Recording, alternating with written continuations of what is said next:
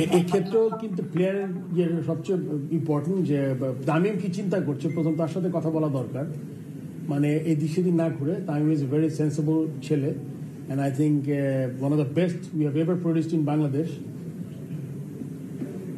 আপনি যদি আমাকে বলেন I want to see Tamim play another 2-3 years, এটা আমার ব্যক্তিগত অভিমতে কিন্তু কিছু যাবে আসবে না। ওর ফিটনেস হবে, ওর টিমে আসতে হলে কি করতে হবে এটা কিন্তু সব যে ডিপার্টমেন্টগুলো আছে। বাট আপনি যেমন প্রেসিডেন্ট বলেন যে অফ দ্য রেকর্ড আপনাকে জিজ্ঞেস করি, আমি কি দেখতে চাই 2 বছর আরো ক্রিকেট খেলুক, আমি চাই আর কি।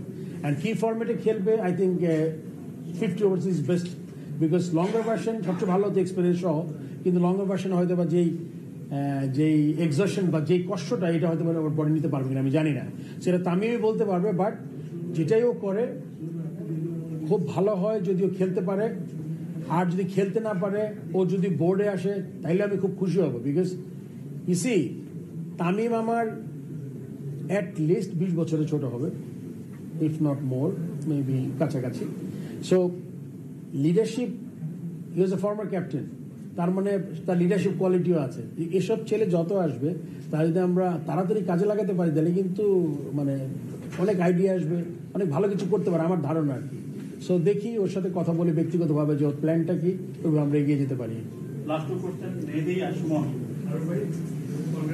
Thank you.